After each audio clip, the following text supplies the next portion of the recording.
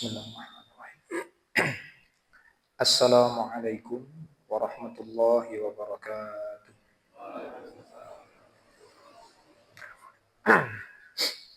Alhamdulillah wassalatu wassalamu ala Rasulillah wa ala alihi wa ala ashabihi wa man wala. Rabbi shrah li sadri wa yassir li amri wahlul 'uqdatam min lisani yafqahu qawli. Allahumma rabbana inna nas'aluka 'ilman nafi'a wa rizqan thayyiba wa 'amalan mutaqabbala.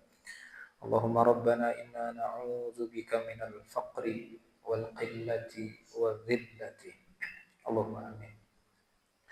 Hadirin Bapak Ibu, saudara sekalian rahimakumullah, pada malam hari ini alhamdulillah kita bisa berjumpa kembali dalam ruang thalabul ilmi setiap hari Sabtu malam Ahad. Di pekan keempat bertepatan dengan jadwal kami yang bertugas. Mudah-mudahan nanti Allah Subhanahu wa taala menambahkan untuk kita ilmu-ilmu yang baik, yang benar dan bermanfaat. Syukur-syukur nanti Allah tambahkan juga untuk kita rezeki yang halal, yang berkah. Syukur-syukur juga yang banyak. Yang cukup untuk memenuhi kebutuhan kita. Kaum muslimin rahimakumullah, suatu saat Rasul sallallahu alaihi wasallam bersabda, yang sabda beliau ini diabadikan oleh para sahabatnya, para ulama setelahnya, dan dibukukan oleh Al-Imam Al-Bukhari dalam kitab tafsirnya, yaitu kalimat Nabi SAW yang berbunyi, ma min abdin yusalli as-salawatil khamsa wa yasumu ramadana wa yukhrijuz zakata wa yajtanibul kaba'ira as-sab'a illa futihat lahu abwabul jannah summa qila lahu udkhul bisalam. Kata Nabi, tidaklah seorang hamba mengerjakan sholat 5 waktu, puasa Ramadan, bayar zakat, meninggalkan dosa-dosa besar, illa futihat lahu, melainkan akan dibukakan untuknya abwabul jannah, pintu-pintu surga. Lalu dikatakan kepadanya, udkhul bisalamin, masuklah kamu ke surga dengan selamat. Dengan selamat. Hadirin rahimakumullah, mari kita hayati sebentar sabda Nabi ini sebagai kabar gembira bagi kita. Kenapa? Karena Rasul saat menyampaikan kalimatnya ini dengan wajah yang berseri-seri, penuh kebahagiaan. Kok bisa Ustaz? Ya, ternyata ingin masuk surga dengan selamat itu gampang. Coba perhatikan tadi. Kerjakan sholat, terus puasa Ramadan, terus zakat, terus yang keempat meninggalkan dosa-dosa besar. Udah cukup. Yang empat ini secara fikih itu semuanya hukumnya wajib, tidak ada yang sunnah. Sholat 5 waktu wajib, puasa Ramadan wajib, zakat wajib, meninggalkan yang dosa besar wajib juga, tidak ada yang sunnah. Itu saja sudah cukup. Kalau itu bisa kita penuhi sampai akhir hayat kita dan bisa istiqomah terus sampai akhir hayat, sudah cukup untuk masuk surga bisalamin, dengan selamat. Loh, berarti ada orang yang masuk surganya nggak selamat? Ada. Dan siapa itu? Itu mereka yang masuk surga melalui prosedur mampir dulu ke neraka. Berarti tidak selamat. Nah, selamatnya karena mampir dulu ke neraka. Walaupun ujungnya tetap masuk surga. Yang kita inginkan masuk surga dan tidak mampir. Pengen mampir. Ada yang pengen mampir. Wah, Ustaz mampir yang cuma sebentar iki. Loh, siapa bilang mampirnya sebentar? Di Quran disebutkan labisina fiha ahqaba, di surat An-Naba, surat Amma Yatasaalun, itu kadar waktu mampir bagi orang muslim yang mampir dulu ke neraka sebelum dia dimasukkan ke surga, minim-minimnya di neraka mampir selama, kata mayoritas ulama berdasarkan ayat ini, selama kurang lebih 80 tahun waktu neraka. Itu masa tahanan paling singkat di neraka bagi seorang muslim yang mampir dulu ke neraka. 80 tahun waktu neraka, bukan waktu bumi, tapi waktu neraka. Masih pengen mampir? No. Maka jika tidak pengen mampir, monggo kita penuhi minimal itu yang wajib, minimal yang wajib kita penuhi, yang haram kita tinggalkan, terutama yang haram masuk kategori dosa-dosa besar. Ya, karena yang haram juga ada dua, ada haram dosa besar dan ada haram dosa kecil. Sama-sama haram, tapi beda level. Kalau yang di hadis tadi ini adalah yang haram tapi di level dosa besar. Begitu hadirin rahimakumullah, sedikit ini mukadimah dari kami, ya sharing. Ternyata tips untuk hidup bahagia di dunia dan di akhirat itu sesederhana ini, Pak. Jadi kerjakan yang wajib, tinggalkan yang haram, wis aman. Kerjakan yang wajib, tinggalkan yang haram. Nah kalau pengen lebih bahagia lagi bisa nggak Ustaz? Bisa. Yang wajib tambahkan dengan yang sunnah. Yang haram tambahkan juga dengan meninggalkan yang makruh. Nah itu nanti akan lebih bahagia lagi di akhiratnya. Itu sedikit mukadimah dari kami. Semoga bermanfaat. Mari kita lanjutkan ngaji fikih kita. Kalau bulan kemarin kita bincang-bincang seputar apa? Sholat jamaah ya. Tentang sholat jamaah bukan? Yang bulan kemarin. Jenengan masih ingat apa sudah lupa? Tentang apa? Tentang sholat jamaah bukan? Bukan? Hah? Hah? Oh, tentang mandi besar. Tentang mandi besar. Ya. Berarti saya. Oke.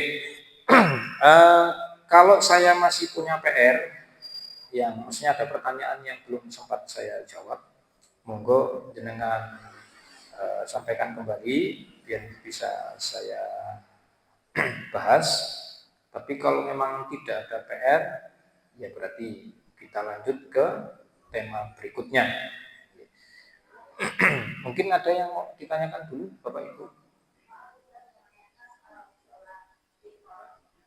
Sholat istikharah yang ditanyakan apanya, Bu? Bagaimana caranya berdoanya? Bismillahirrahmanirrahim. Ini ada pertanyaan menarik tentang istikharah. Berangkat dari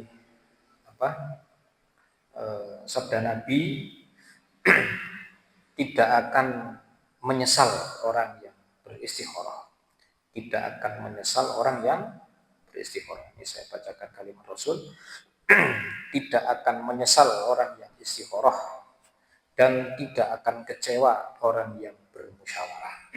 Tidak akan menyesal orang yang istikharah, tidak akan kecewa orang yang bermusyawarah. Ini disampaikan Nabi ketika beliau mengajari salah seorang sahabat, waktu itu adalah sahabat Jabir bin Abdillah. Kalimat Rasulnya begini, terjemahannya aja langsung ya.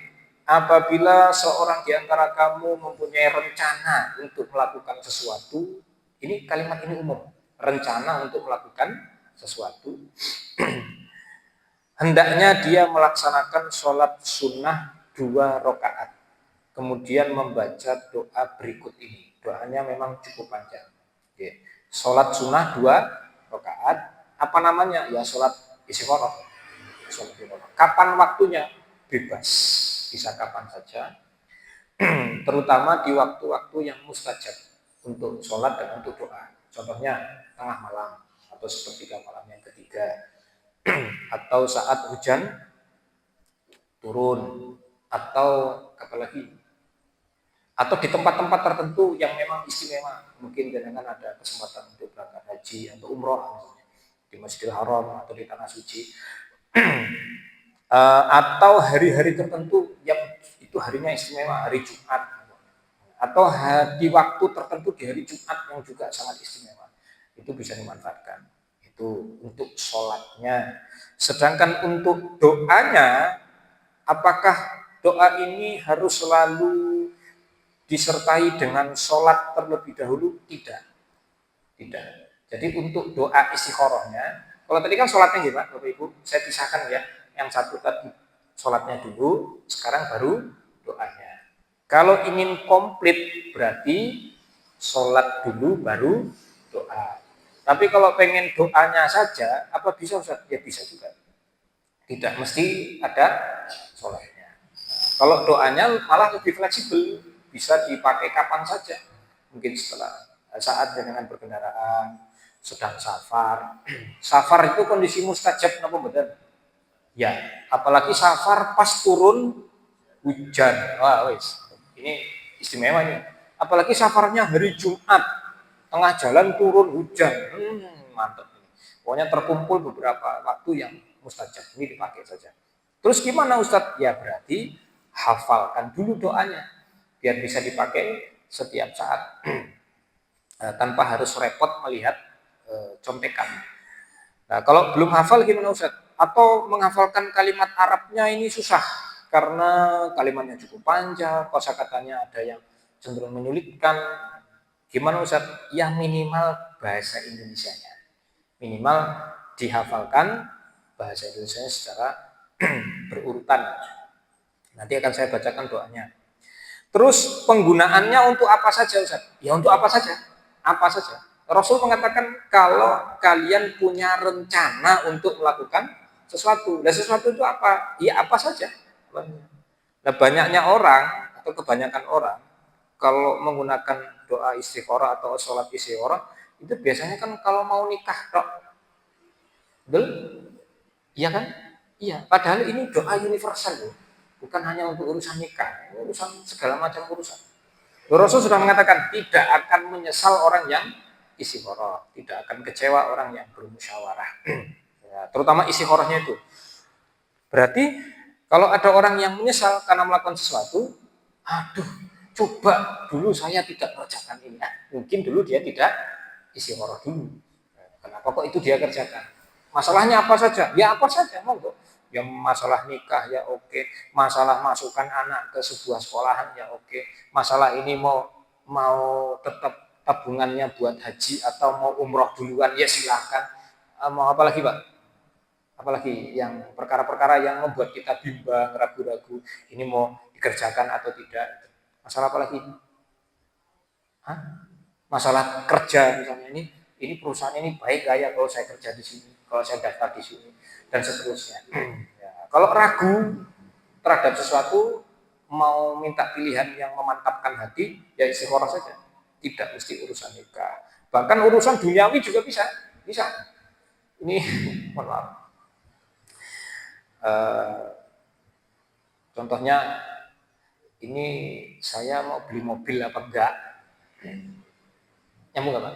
Mungkin jenengan, mungkin nih ada orang yang belum punya mobil, dia sudah punya tabungan. Kira-kira ini saya butuh mobil apa tidak? Ya istikharah aja, kalau ragu-ragu istikharah aja. Nanti biar Allah yang menuntun. Kira-kira jadi beli mobil atau tidak? Nanti akan kelihatan dari realitanya seperti apa. Saya ulangi, tanda kalau doa kita itu sudah mulai menampakkan hasilnya itu tidak mesti lewat mimpi, bahkan kadang nggak mimpi apa-apa. Tapi cara Allah menjawab doa istikharah kita itu dengan realita, dengan fakta di lapangan, sesuai dengan kalimat yang ada di dalam doanya.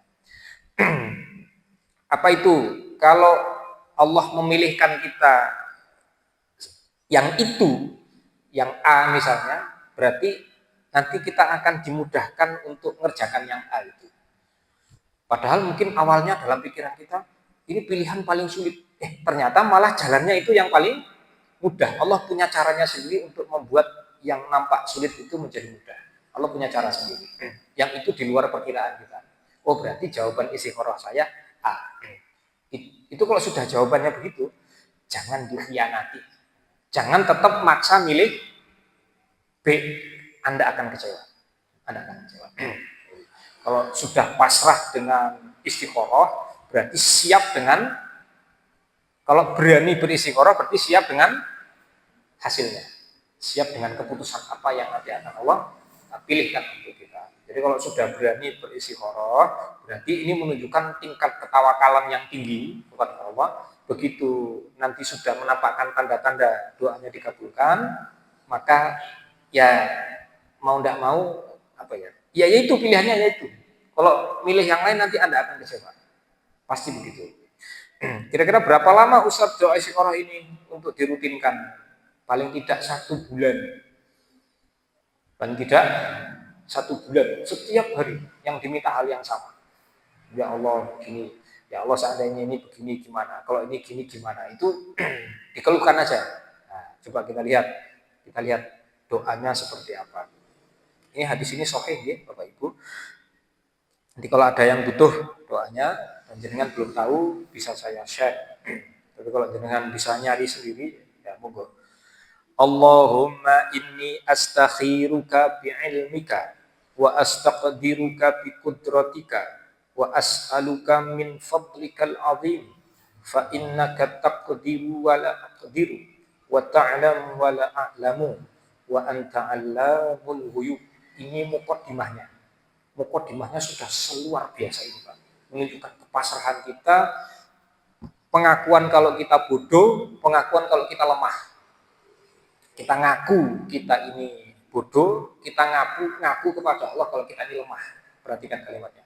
Allahumma inni astakhiruka bi'ilmika. Ya Allah, aku memohon kepadamu untuk dipilihkan sesuatu sesuai dengan ilmumu. Wa astaqdiruka biqudratika, dan aku mohon kepadamu agar ditakdirkan untuk mendapatkan sesuatu dengan kekuasaanmu. Wa as'aluka min fadlikal azim, dan aku minta kepadamu karuniamu yang besar, sebagian dari karuniamu yang besar. Jadi ini bentuk kepasrahan. Fa innaka taqdiru wa la aqdiru, engkau maha mampu, aku tidak mampu apa-apa. Wa ta'lamu wa la a'lamu, engkau maha tahu, aku tidak tahu apa-apa. Ngaku kalau kita ini lemah, kita ini bodoh. Wa anta 'allamul ghuyub, dan engkau maha mengetahui perkara yang gaib. Maksudnya perkara yang akan datang, yang kita tidak tahu itu, yang kita minta tadi. Ini mukadimahnya. Sekarang masuk ke permintaannya. Allahumma in kunta ta'lamu anna hadzal amra. Ya Allah, jika engkau tahu urusan yang saya minta ini. Nah, kalau dalam teks Arabnya ini dikasih dalam kurung, Pak. Dalam kurung, Bapak Ibu, nanti disebutkan hajatnya apa. Cuman pakai bahasa Arab kan? Nah, pakai bahasa Arab. Disebutkan hajatnya. Apa terserah, sebutkan aja hajatnya apa. Ya Allah, seandainya urusan yang menurut pengetahuanmu ya Allah, seandainya urusan ini, urusan yang saya minta ini khairul li fi dini wa ma'ashi wa aqibati amri ajilihi wa ajilihi, adalah baik untukku, untuk urusan agamaku, untuk urusan penghidupan duniaku, untuk urusanku di kemudian hari, cepat atau lambat. Faqdurhu li wa yassirhu li summa barik li fihi. Ya Allah, kalau itu baik untuk saya, maka takdirkan saya untuk mendapatkan itu atau mengerjakan itu, dan mudahkan saya untuk memperoleh yang saya minta itu, dan berkahi. Takdirkan, mudahkan, dan berkahi. Tiga ini yang diminta. Kemudian kebalikannya, wa in kunta ta'lamu anna hadzal amra syarrul li fi dini wa ma'ashi wa aqibati amri ajilihi wa ajilihi. Ya Allah, seandainya berdasarkan pengetahuanmu urusan yang saya minta ini tidak baik untuk saya, enggak baik untuk agama saya, enggak baik untuk dunia saya, tidak baik untuk urusan saya di kemudian hari, cepat atau lambat, maka fasrifhu anni, jauhkan urusan itu dari saya, wasrifni anhu, jauhkan saya dari urusan yang saya minta itu, waqdur liyal khaira haitsu kana, takdirkan saya untuk mendapatkan kebaikan di mana saja kebaikan itu berada, sumardini bih, dan buatlah saya puas, saya ridho, saya senang dengan segala keputusanmu ya Allah. Udah selesai doanya begini. Jadi kalau itu nggak baik untuk saya, tolong saya dijauhkan. Jadi memang orang kalau sudah berani istiqoroh itu dia sudah siap mental. Siap mental. Pilihannya apapun nanti terserah Allah. Dia siap dengan apa yang dipilihkan Allah itu. Nah, kalimatnya menarik. Jauhkan saya dari itu, jauhkan itu dari saya, takdirkan saya untuk selalu mendapatkan kebaikan di mana kebaikan itu berada, dan buatlah saya apa namanya ini? Kalau bahasa lainnya apa ya? Menerima dengan lapang dada itu apa istilahnya? Legowo. Buatlah saya legowo. Mungkin kita awalnya kecewa, padahal yang saya inginkan yang itu, tapi kok Allah milihkan yang ini, nanti kita kecewa awalnya, lama-lama enggak. Lama-lama kita akan dapat hikmahnya, oh benar, ternyata ini yang benar. Kalau dulu saya jadi milih yang itu, saya akan kecewa, malah saya akan kecewa seumur hidup. Ternyata Allah pilihkan yang ini. Itu. Jadi kalau yang ditanyakan tentang sholat istiqoroh tadi sudah saya jawab, doanya sudah saya sampaikan juga, tata caranya sudah, ya kadar waktunya kira-kira 1 bulanan lah kurang lebih, apapun boleh dengan minta dengan doa istiqoroh. Kalau sulit menghafalkan kalimat Arabnya atau mengkonversikan hajat panjenengan pakai bahasa Arab, berarti pakai saja bahasa Indonesianya. Ya, dengan urutan-urutan kalimat seperti tadi. Ada mukadimahnya dulu, kemudian kalimatnya kalau bisa persis sama seperti ya di dalam hadis ini. Karena ini sudah kalimat terbaik. Ya, kita ngarang sendiri juga bisa sebenarnya. Tapi ngarang sendiri tidak akan sebaik yang resmi ini. Itu nggih, Ibu yang bertanya sudah terjawab atau masih ada yang kurang jawabannya? Apa yang jenengan butuhkan? Hah? 2. Sholat sunnah rata-rata 2 rakaat. Kecuali witir yang ganjil. Ada lagi? Monggo. Waalaikumsalam warahmatullahi wabarakatuh.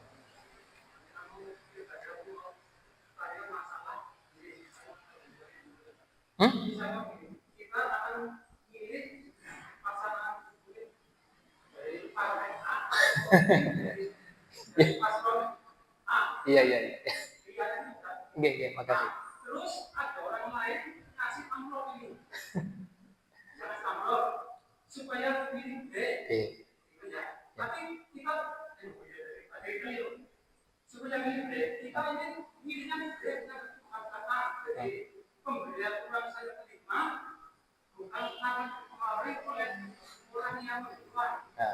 Ini terbukunya termasuk kita menerima surat atau tidak? Iya, makasih. Iya, iya, iya. Oh iya, terus? Terus yang kedua, saya punya uang 100 juta. Saya berikan mobil. Ya itu kan kan mampu kan kalau dalam bisa 25 juta. Apa? Terus? Saya lihat di hadis. Orang yang mampu haji tetapi tidak melakukan haji, katanya kalau mati tidak termasuk matinya dalam keadaan siap haji atau masalah. Iya. Itu bagaimana? Oke, terima kasih. Ya. Waalaikumsalam warahmatullahi wabarakatuh. Baik, ada 2 pertanyaan. Tapi sebelum itu saya jawab, saya tambahkan sedikit tentang doa istiqoroh tadi. Karena tadi yang nanya Ibu, maka saya ingin menambah rinciannya.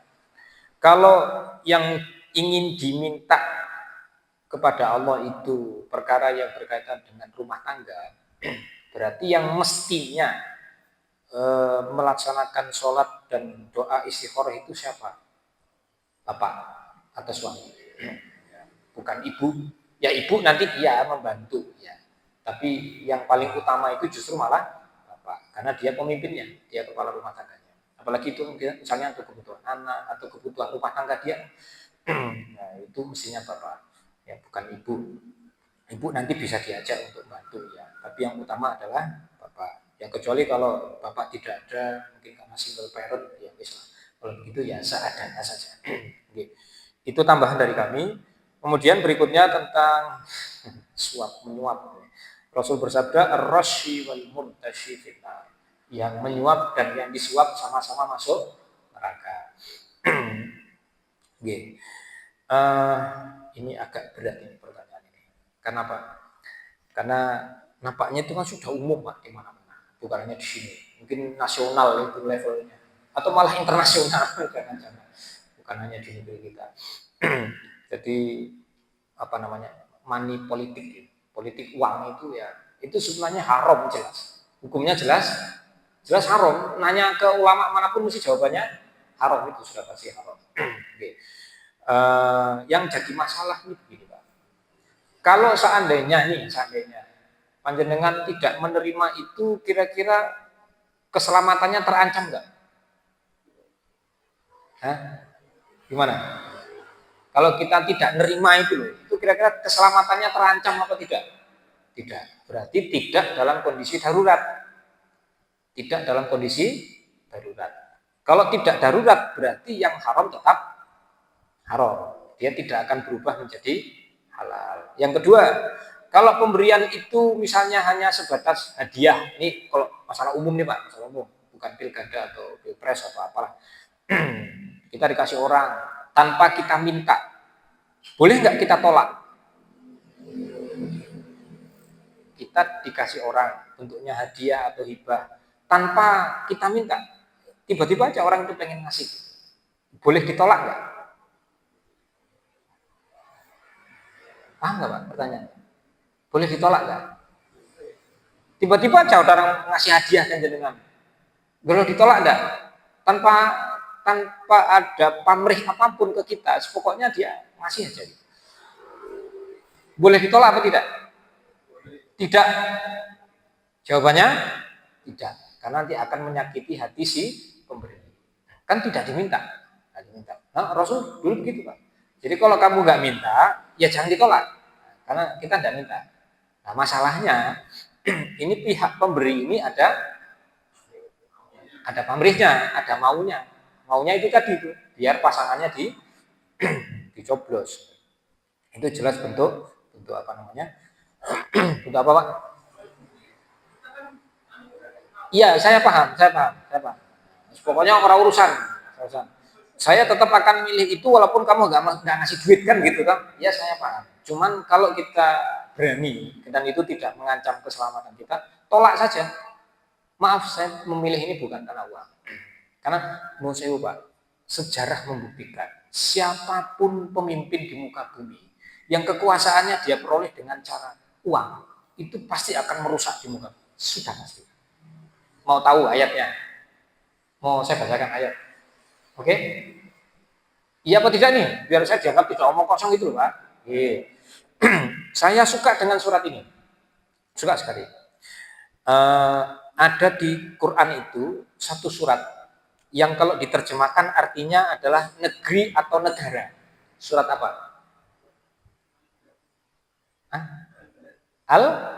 Al-Balad.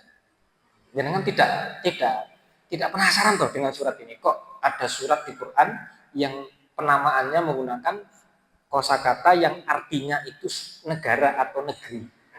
Negeri itu berarti cakupan suatu wilayah, kalau negara berarti sistem-sistemnya. Al-Balad. Walaupun balad atau negeri yang dimaksud di situ awalnya adalah Mekah, negeri Mekah. Tapi penggunaan kosakatanya umum. Al-Balad, negeri. Berarti makmur atau tidak makmurnya suatu negeri, Allah beberkan dan bocorkan rahasia pengelolaan suatu negeri itu di surat Al-Balad. Jadi negeri yang makmur itu kayak gini pemimpinnya. Negeri yang nggak makmur itu atau negeri yang rusak itu pemimpinnya kayak gini karakternya. Itu disebutkan di surat Al-Balad. Apa iya Ustaz? Coba Allah sebutkan. Allah bongkar rahasianya untuk kita. Kalau Allah yang bongkar rahasianya ya sudah pasti benar, nggak mungkin salah. Kita tidak melakukan penelitian apapun ya yakin aja itu mesti benar. Oh itu teorinya langsung dari Sang Pencipta alam semesta. Jadi enaknya jadi orang Islam itu gitu Pak. Kita tidak perlu repot-repot melakukan penelitian yang mahal-mahal, tapi Allah sudah ngasih ilmu yang mahal-mahal. Itu kalau diteliti orang butuh waktu mungkin ratusan sampai ribuan tahun. Nah kita tinggal baca Quran sudah dapat teori yang mahal-mahal. Apa itu? Saya bacakan ayat. Bismillahirrahmanirrahim. Ayat kelima dan ayat 6. Ayahsabu an lan yaqdira alaihi ahad yaqulu ahlaktu malan lubada. Apakah manusia itu menyangka bahwa sekali-kali tidak ada seorang pun yang berkuasa atasnya, dan dia mengatakan aku telah menghabiskan harta yang banyak. Ini kan kalau baca tafsirnya mesti akan geleng-geleng kepala. Mesti loh kok ya ngepas dengan kondisi negeri manapun. Apa itu? Ada orang, Pak, dia merasa dirinya paling berkuasa. Kenapa? Karena dia sudah menghabiskan banyak harta untuk mendapatkan kekuasaannya itu. Dia akan merasa paling berkuasa karena punya banyak harta. Jadi apapun bisa dia beli. Termasuk hukum sekalipun bisa dia beli. Betul? Orang kayak gini kalau dia melakukan kesalahan, kira-kira ada nggak hukum di dunia yang bisa menghukum dia? Halo? Seorang penguasa, kaya raya, kalau dia berbuat salah, kira-kira ada nggak hukum di dunia atau pengadilan di dunia yang bisa mengadili dia? Di negerinya itu. Hah? Susah, Pak. Oh, dia yang mengendalikan. Aparat hukum dia yang bayar. Yang bayar. Oke? Dia merasa dirinya paling berkuasa. Itu Allah sindir. Jadi para penguasa yang dolim, yang mengandalkan kekayaan untuk berkuasa itu disindir oleh Allah di sini. Yang itu nanti akan merusak negerinya. Makanya tadi saya sampaikan kalau kita, mohon maaf nih Pak, ikut andil sampai berkuasanya seseorang karena faktor uang, berarti nanti mohon maaf ketika terjadi kerusakan di negeri ini kita ikut andil nggak? Iya, kita ikut andil dalam kerusakannya kita. Tapi kalau kita milih dia semata-mata karena hati nurani kita, nggak ada urusan dengan iming-iming ini segala macam, ya mudah-mudahan kalau nanti dia berkhianat yang salah dia, bukan kita. Paham betul Mbak? Ya kalau dalam anggapan kita dia orang baik, dia sosok orang baik, setaunya kita dia orang baik, lalu kita pilihlah dia. Kan sudah benar prosedurnya, sudah benar. Tapi ternyata di kemudian hari dia berkhianat. Oh, wujud aslinya nampak misalnya, karena setelah dapat kekuasaan wujud aslinya ketahuan. Ya, itu sudah bukan tanggung jawab kita. Kita insya Allah tidak ditanya lagi oleh Allah nanti di akhirat. Tapi kalau yang tadi itu saya khawatir Pak, masih panjang buntutnya nanti sampai ke akhirat sana. Ya kalau bisa ditolak saja, tolak saja. Oh maaf, saya milih bukan karena tolak saja. Ya kalau jenengan mungkin bisa nolak Pak. Tapi yang lain loh, yang lain. Mungkin ada yang sampai nyawanya terancam atau keselamatannya terancam. Kalau kamu nggak milih, kamu begini, kamu begitu. Atau mungkin dunianya terancam, mungkin dipecat dia dari apa itu? Dari kerjaannya. Padahal zaman sekarang nyari kerjaan susahnya minta ampun. Nah, itu kan bentuk ancaman-ancaman yang mungkin saja terjadi ketika keinginan dia yang punya duit ini tidak dipenuhi. Nah, kalau gitu gimana Ustaz? Ya, karena kondisi darurat nanti yang berlaku hukum darurat. Yang haram bisa menjadi tidak haram selama keadaannya betul-betul darurat. Ya. Gitu nih, Pak. Ya. Dikasih 200.000 tapi masa pakainya untuk berapa tahun? Hah? 4 tahun ya, Pak ya? Kalau pilkada berapa tahun sih? 5 tahun. 200.000. Lah, murah banget lah. Murah banget. Itu kalau dihitung per hari, seharinya berapa tuh, Pak? 5 tahun itu berapa hari? Oh, itu lain cerita itu. Lain cerita. Oh, tapi nanti di akhirat Anda akan mempertanggungjawabkan yang 100 juta itu. Buntutnya lebih berat lagi nanti. Oke, oke. Ya. Oke, nyambung Pak ya. Ya, begitulah kira-kira. Saya tidak bisa memutuskan hukumnya karena masing-masing orang ada keadaannya sendiri-sendiri. Ini beda-beda. Oke. Karena begini, menurut saya itu beda cerita. Kalau misalnya kita nih ada saudara muslim kita yang tertawan oleh musuh, lalu sana pihak musuh menuntut kepada kita, ini kalau mau saya bebaskan kalian harus bayar. Itu bukan suap. Itu hukumnya malah wajib kalau itu. Karena menyelamatkan nyawa saudara kita. Itu kita harus membayar. Itu hak kita, Pak. Untuk mendapatkan, memperoleh hak kita harus menebus dengan sejumlah uang. Itu wajib, Pak. Itu wajib. Itu hak kami, harus kita tebus. Itu nanti beda, Pak. Hukumnya beda. Karena ini dari rakyat kepada penguasa. Kalau yang jenengan tanya, dari penguasa kepada rakyat, kan kebalik. Contoh lain, mohon maaf ini. Contoh lain. Seperti kartu identitas itu hak kita atau bukan, Pak? KTP misalnya, SIM misalnya, itu hak kita bukan? Hak. Nah, kalau pihak sana mempersulit kita untuk mendapatkan hak kita, sampai kita harus menyerahkan sejumlah uang untuk mendapatkan hak kita itu namanya bukan suap. Itu disamakan kasusnya seperti membebaskan tawanan tadi. Bagi kita itu halal, bagi dia haram. Bagi dia itu haram. Jadi kalau misalnya jenengan ngurus kartu-kartu tadi sampai harus menyerahkan sejumlah uang, kalau tidak mesti akan dipersulit. Betul? Mesti akan dipersulit. Oh, pokoknya saya murni lewat tes. Yang monggo paling diketawain orang aja. Hah? Iya. Nah, terutama yang hak kita, kalau itu beda lagi, Pak. Terutama yang hak kita tadi. Ya, kartu-kartuan itu kan haknya rakyat itu aslinya. Haknya kita. Mestinya kan dipermudah, bukan di halo, Pak. Mestinya dipermudah. Kalaupun mau dipersulit beneran karena pertimbangannya keamanan, keselamatan di jalan raya untuk bikin SIM, ya monggo silakan diadopsi sistem negara canggih yang memang betul-betul sulit dan tidak ada unsur dipersulit bukan karena ingin dapat keuntungan banyak, bukan, tapi betul-betul ingin muji ini skillnya beneran bisa atau tidak.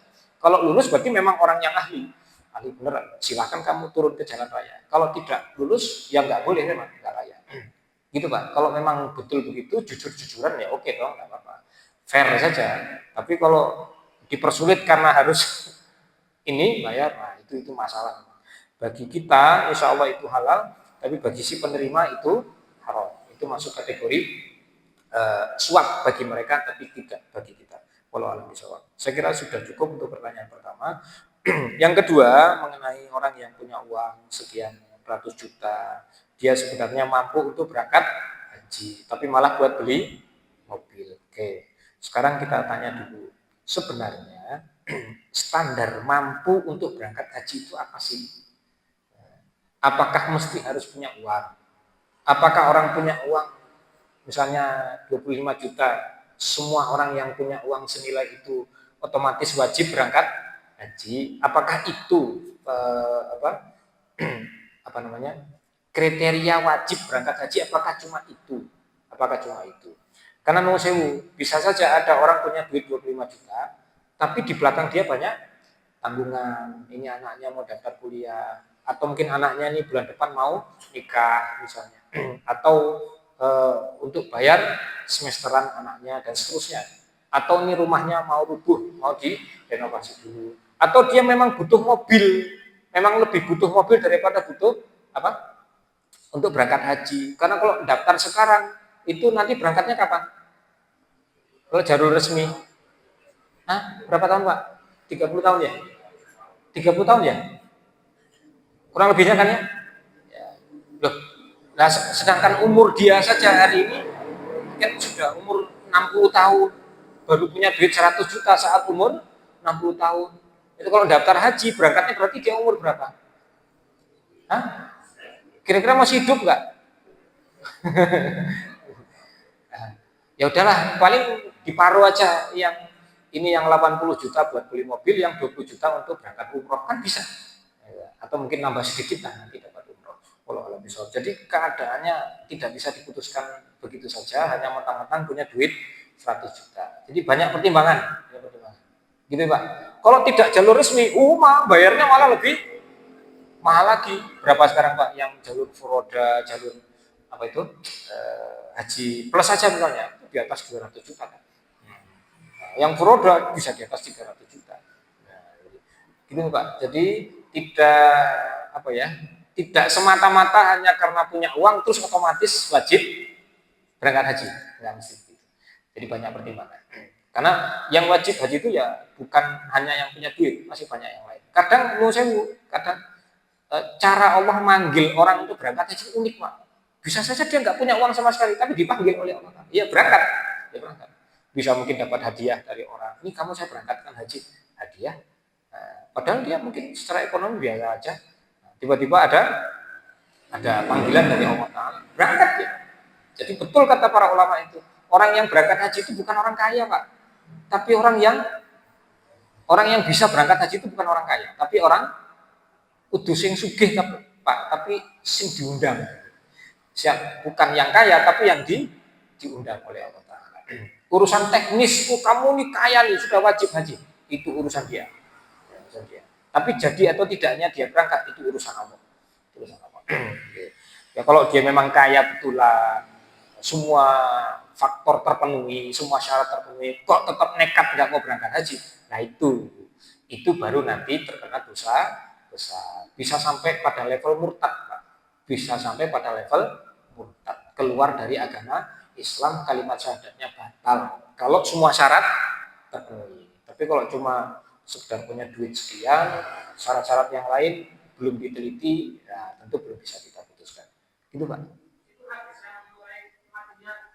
Saya nggak tahu di situ, nggak paham saya. Cuman yang saya tahu dari kesepakatan ulama, siapapun yang wajib mengerjakan rukun Islam, kok tidak dia kerjakan, padahal dia mampu untuk mengerjakan, maka resiko terburuknya dia murtad, keluar dari Islam. Ya sama, sholat, zakat, haji. Waalaikumsalam. Hmm.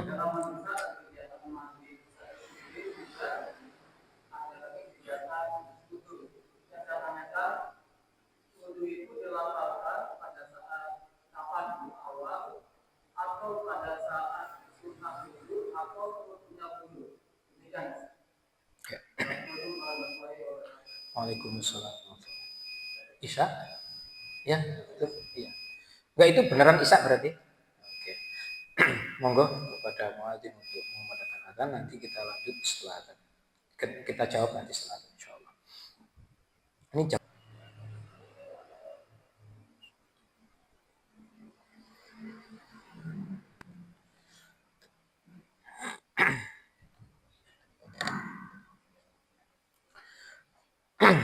Alhamdulillahirabbil alamin wassallallahu ala nabiyina Muhammadin. Hadirin rahimakumullah, kita lanjutkan sejenak sambil menanti waktu qomat. Tadi ada pertanyaan tentang mandi besar kaitannya dengan wudhu, Pak ya. Wudhunya itu gimana tata caranya?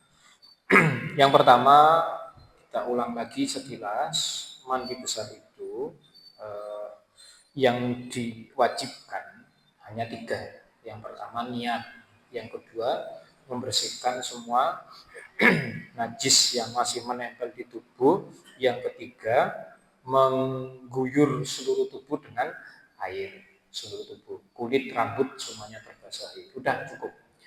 Sedangkan posisi wudhu di dalam sholat, dalam mandi, hukumnya sunnah, tidak wajib. Mau dikerjakan di mana, ya bebas. Mau di awal, mau di tengah, mau di akhir, silakan. Tergantung nyamannya panjenengan yang mana. Ada yang lebih nyaman wudhunya duluan, ada yang nyamannya wudhunya belakangan, ada yang separuh di awal, separuh di akhir.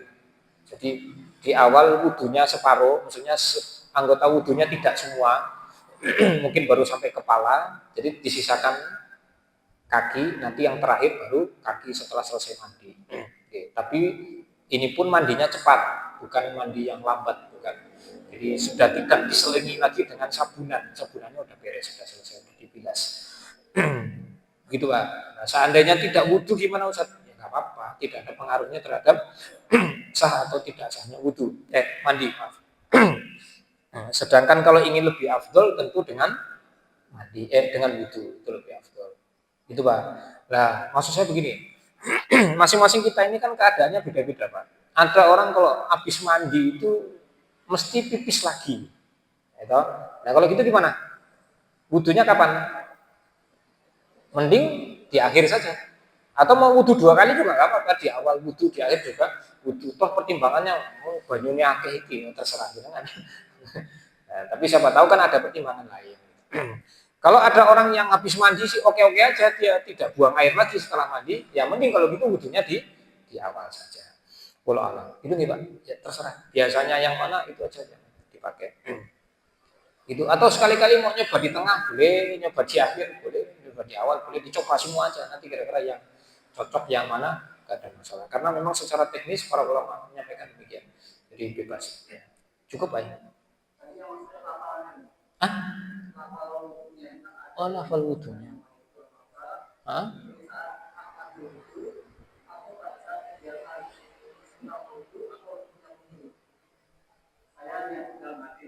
Sebentar. Ini berarti wudhu yang di dalam mandi, Pak ya? Terus? Ah,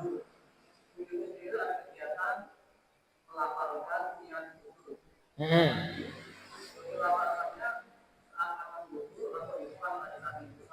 Oke.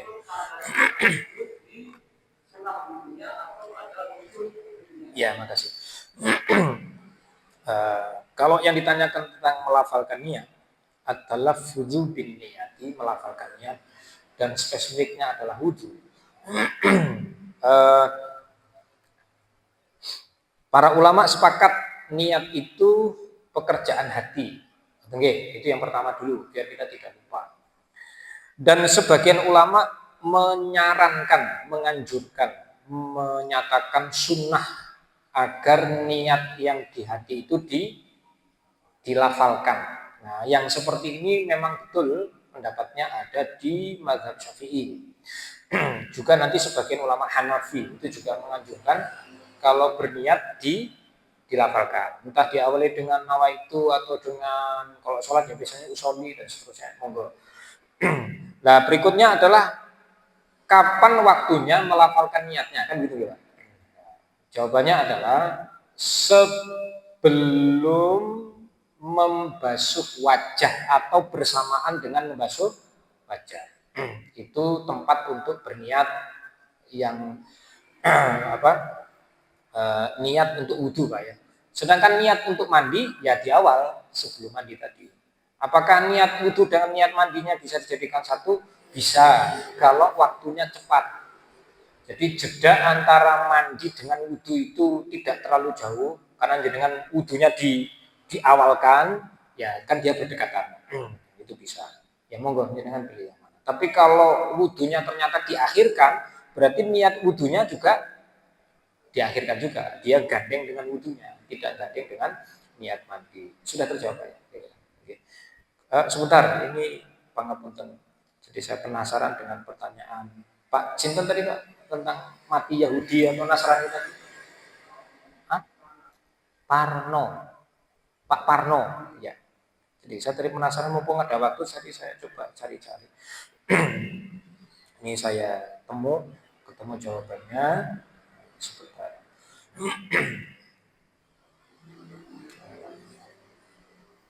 Ini man kana musiron walam yahujja wa indahu malun tajibu fihi zakatu. Siapa yang memiliki kemudahan dan dia belum berangkat haji, sedangkan dia punya harta senilai harta wajib zakat. Harta wajib zakat berarti sekitar 96 gram emas atau 85 gram emas. Walam tashghiluhu hajatun zahiratun, dan dia tidak disibukkan oleh keperluan lain yang betul-betul butuh. Wala maradun habisun, dan dia juga tidak dihalangi oleh penyakit yang berat. Wala sultanun jairun, dia juga tidak terhalang oleh penguasa yang dolim yang menghalang-halangi dia untuk berangkat haji. Fal yamut ala ayyidinin sya'a, maka silahkan dia mati dalam agama apapun yang dia kehendaki, Yahudian atau Nasranian, Yahudi atau Nasrani. Kata para ahli hadis, ini hadisnya maudhu. Maudhu itu apa? Maudhu itu kategori hadis dhaif, tapi yang paling paling bawah. Bahasa terjemahnya apa? Palsu. Palsu. Kalau palsu berarti gimana, Pak? Bahasa lainnya apa? Berita palsu itu bahasa lainnya apa yang lebih ngetren? Hoax. Hoax. Tidak bisa dipertanggungjawabkan. Gitu Pak ya? Iya. Cuman kalau patokannya ini nih, berita ini untuk sementara disingkirkan dulu aja. Tapi tadi sudah saya jawab, para ulama sepakat kalau ada orang muslim yang kaya, memang dia sudah wajib haji, tidak ada halangan apapun, kok tidak sengaja tidak mau berangkat. Nah, bisa berakibat batalnya kalimat syahadat. Secara substansi ya mirip-mirip dengan hadis ini tadi. Jadi pokoknya kalau dia mati ya bukan mati dalam keadaan beragama Islam. Gitu Pak ya. Ya sudah terjawab saya kira. Monggo, mungkin ada yang lain. Kalau ada, lagi. Yang lain nanti nggak kebagian. Monggo yang lain dulu, nanti kok yang lain nggak ada baru jenengan. Nggak ada ini. Oh Pak, boleh Pak. Silakan Pak. Waalaikumsalam.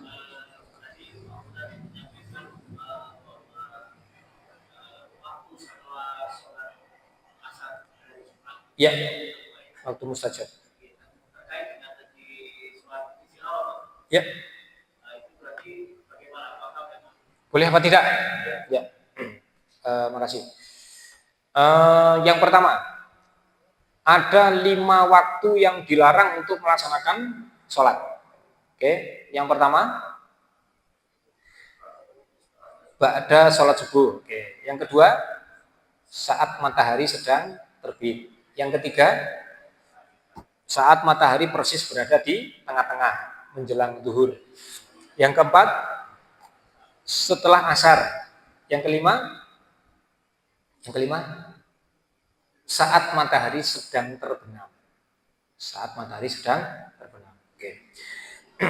Yang dimaksud dengan sholat yang dilarang adalah sholat sunnah, bukan sholat wajib. Kalau sholat wajib, dia tidak terkena larangan ini. Enggak terkena. Ada orang ketiduran, bangun-bangun jam 5 lah, jam 5. Tapi 10 menit kemudian sudah terbit matahari.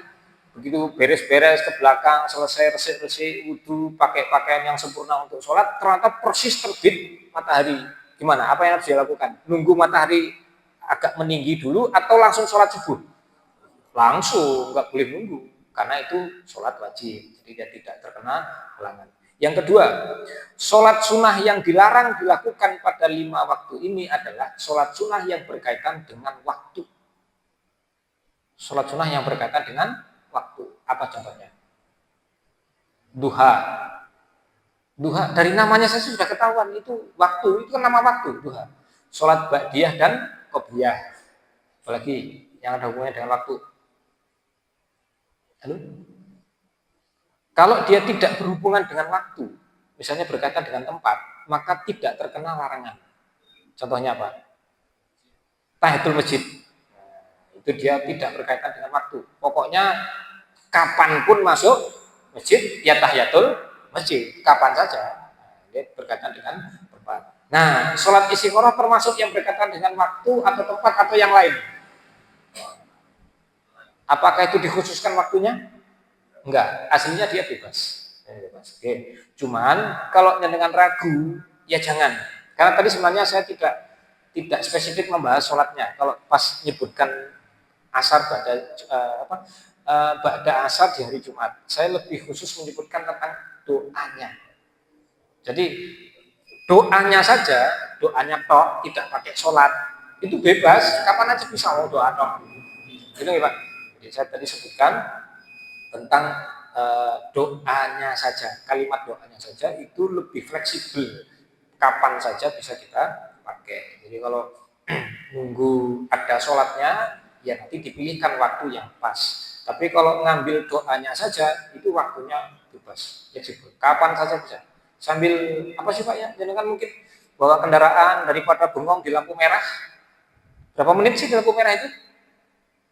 Paling cepat kan 1 menit, ada yang 2 menit atau 1,5 menit. Cukup nggak untuk doa istiqoroh selama itu, Pak? Cukup. Daripada bengong di lampu merah, mending doa aja kepada. Itu sedang mustajab tuh. apalagi jenengan musafir, pas di situ sedang turun hujan, nah manfaatkan. Orang mukmin kan dituntut untuk cerdas memanfaatkan peluang-peluang. Terjawab enggak insyaallah? Terakhir ya. Ayo. Sampaikan aja dulu nanti kalau bisa dijawab cepat, dijawab cepat. Kalau tidak, kita jadikan PR.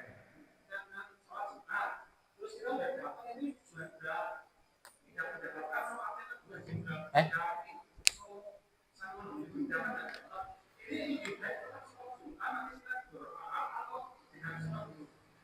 Oh berarti ini masbuknya sudah tinggal ini rakaat kedua selesai rukuk berarti ya? Tidak lah. Oke, siap. Ini berarti harus dijawab sekarang ini, nggak bisa ditunda ini. Gini Pak, para ulama mengatakan kalau sudah kehilangan sudah ketinggalan rukuk rakaat kedua sholat Jumat, berarti orang ini menurut pendapat yang umum di kalangan ulama dia tetap ikut bersama imam, tapi niatnya sholat zuhur. Begitu imam selesai salam, dia berdiri lagi menyempurnakan sholat zuhur 4 rakaat. Karena dia aslinya sudah kehilangan sholat Jumatnya. Aslinya begitu. Itu pilihan yang lebih pas. Pilihan yang lebih pas. Ya siapa tahu kan, bisa saja tadi dia sudah hadir di masjid sebelum azan. Tiba-tiba perutnya mules terus pulang. Nah, di belakang yo lama, balik ke masjid ternyata rakaat sudah masuk rakaat kedua. Ya berarti dia sudah kehilangan sholat Jumat. Tapi mudah-mudahan kalau memang itu betul-betul karena ada halangan betul, ya dia dimaafkan. Bukan karena sengaja melambat-lambatkan diri, Pak. Nah, karena sekarang ada yang unik, Pak. Ada orang-orang yang sengaja datang ke masjid untuk sholat Jumat, tapi belakangan datangnya. Karena biar dapat tempat duduk yang belakang atau yang luar, dekat dengan Jumat berkah. Nah, itu masalah itu kalau gitu. Jadi begitu imamnya salam kanan kiri, langsung comat aja biar cepat kebagian. Nah ini ngawur kalau gini, ngawur sengaja melambatkan diri datang Jumatan karena harapan duniawi itu. Oh itu nggak ada fala Jumatalahu, itu nggak punya Jumat ya. Maneman nggak ada pahalanya. Gitu Pak ya, mudah-mudahan terjadi.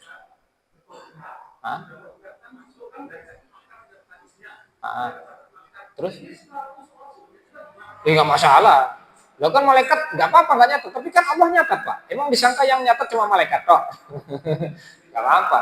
Secara fikih Jumatannya insya Allah sudah sah. Ya itu kan motivasi biar datangnya lebih gasik gitu loh Pak. Kalau pengen masuk catatan malaikat, nggak apa-apa nggak dicatat malaikat. Cuman memang sebaiknya kalau waktunya longgar, mohon tidak berlambat-lambat datang ke masjid. Nah, kalau masjidnya cepat ramai kan khutbahnya cepat mulai Pak. Gini betul.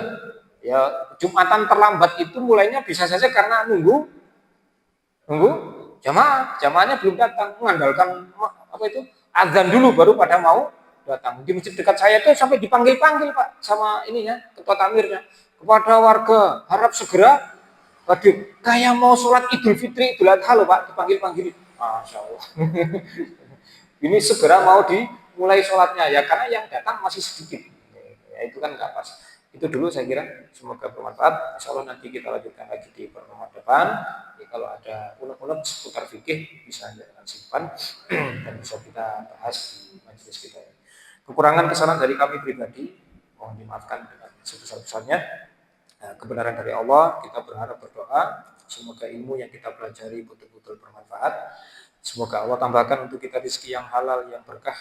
Allah mudahkan segala keinginan-keinginan baik kita. Allah selesaikan masalah-masalah yang sedang menimpa kita dan semoga Allah ampuni segala dosa dan kesalahan kita. Mudah-mudahan Allah terima segala amal-amal baik kita. Allahumma amin. Subhanakallahumma rabbana wa bihamdika asyhadu an la ilaha illa anta astaghfiruka wa atubu ilaik. Alhamdulillah wassalamualaikum warahmatullahi wabarakatuh.